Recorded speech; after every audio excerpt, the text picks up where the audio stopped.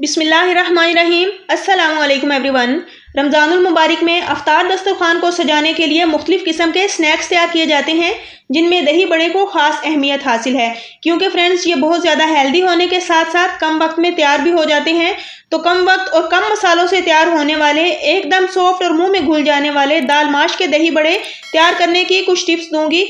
तो इंशाल्लाह ये मज़ेदार दही बड़े आपके दस्तरखान की रौनक बढ़ा देंगे और खाते ही दिल खुश हो जाएगा।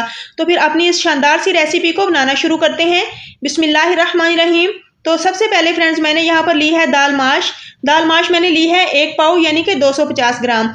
तो दाल को अच्छे से चुन लिया है कि इसमें पत्थर वगैरह के टुकड़े होते हैं, तो अच्छे से आपने भी दाल को साफ करना है। उसके बाद हम इसको नॉर्मल रूम टेम्परेचर पानी पर इसमें भिगो कर रखेंगे, क्योंकि फ्रेंड्स इसको हमने ठंडे पानी में नहीं भिगोना, ना ही नीम गर्म पानी में, क्योंकि हम इसको छोड़ने वाले हैं ओवरनाइट के लिए। लेकिन अगर आपके पास टाइम कम हो तो फिर आप नीम गर्म पानी में इसको कम से कम 4 से 5 घंटे के लिए भिगो कर रखें, तो इंशाल्लाह आपको यही रिजल्ट मिलेगा। लेकिन मेरे पास टाइम था तो मैंने इसको ओवरनाइट के लिए भिगोकर छोड़ दिया था। यहाँ पर दाल को मैंने पानी में अच्छे से मिक्स कर दिया है। अब यहाँ मैं इसको ढककर काउंटर पर ही छोड़ूंगी। आपने फ्रिज में नहीं छोड़ना, बल्कि काउंटर पर ही इसको 1 रात के लिए छोड़ दें।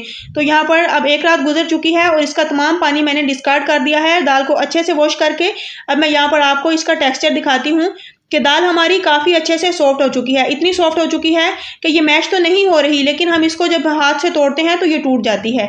तो अब यहाँ पर सबसे पहले जो हमने करना है, दाल को एक मिक्सी के जार में डालना है, क्योंकि हमने इसकी एक शानदार सी पेस्ट रेडी करनी है।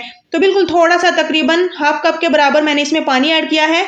तो चंद मसाले हैं ये भी इसमें डाल दें, ताकि आपके बड़े जो हैं वो फीके महसूस ना हो।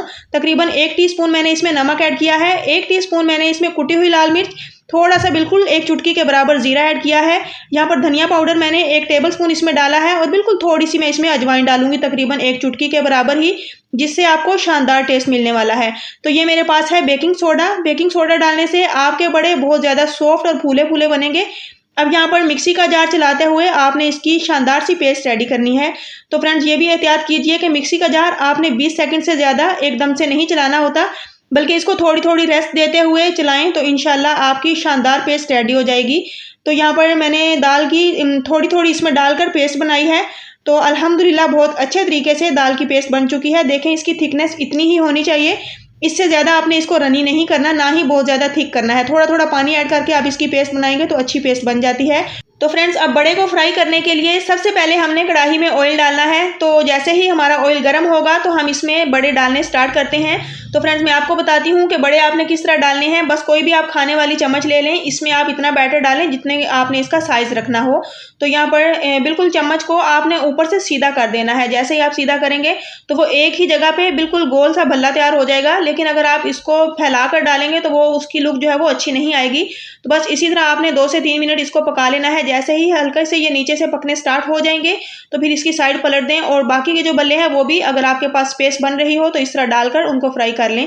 तो यहाँ पर लगभग 7 से 8 मिनट मुझे हो चुके हैं, और बिल्कुल मीडियम सी फ्लेम पर मैंने इनको फ्राई किया है, और शानदार सा कलर आने तक आपने इनको फ्राई करना है। लेकिन अगर इनका कलर थोड़ा सा डार्क भी हो जाता है तो आपने परेशान नहीं होना, उसको हम फिर बैलेंस कर लेंगे, और वो किस तरह बैलेंस करेंगे वो भी मैं आपको दिखाती हूँ।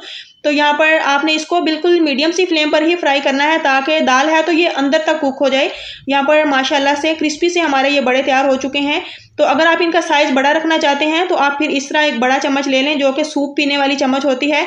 तो इसकी मदद से फिर मैंने बिल्कुल इसी तरह उसको ऊपर से सीधा रखते हुए ये इसमें बड़े डाल दिए हैं। अब इनको भी मैं इसी तरह खूबसूरत सा गोल्डन कलर आने तक तकरीबन 7 से 8 मिनट फ्राई कर लूँगी।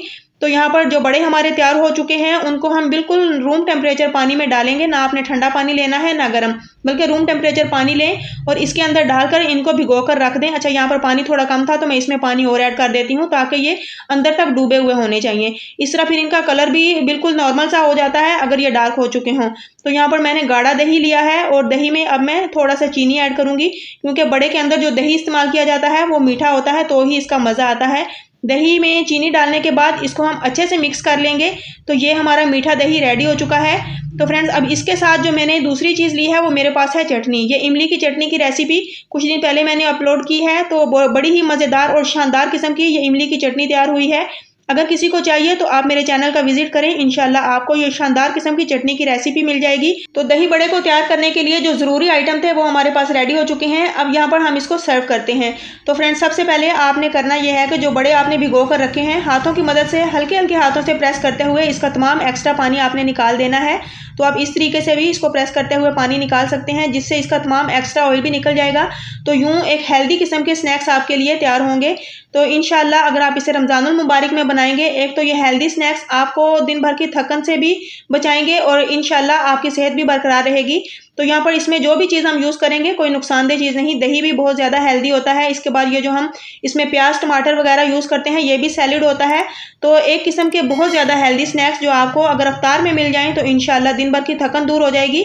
तो इसको मैंने मीठे दही के साथ, फिर ऊपर मैंने सैलेड डाल दिया है। उसके बाद ये जो मीठी चटनी है हमारे पास, ये इसके साथ इसको ऊपर से गार्निश करेंगे। थोड़ा सा चाट मसाला इसके ऊपर स्प्रिंकल करेंगे। किसी भी ब्रांड का आप चाट मसाला ले सकते हैं। तो यहाँ पर अल्हम्दुलिल्लाह बड़े ही शानदार किस्म के हमारे ये दही बड़े रेडी हो चुके हैं। तो फ्रेंड्स, अगर आपको रेसिपी पसंद आए तो प्लीज़ वीडियो को लाइक करें, ज़्यादा से ज़्यादा शेयर करें और मेरे चैनल आसान खाने को सब्सक्राइब कर दें। तो फ्रेंड्स, आसान खाने कुकिंग चैनल पर आपको बिल्कुल लो बजट फ्रेंडली और शानदार किस्म की हेल्दी रेसिपीज़ मिलेंगी। तो इंशाल्लाह फिर नेक्स्ट मिलूंगी बड़ी ही अमेजिंग और मज़ेदार रेसिपी के साथ। रमज़ानुल मुबारक में मुझे भी अपनी दुआओं में याद रखिए। अल्लाह हाफिज़।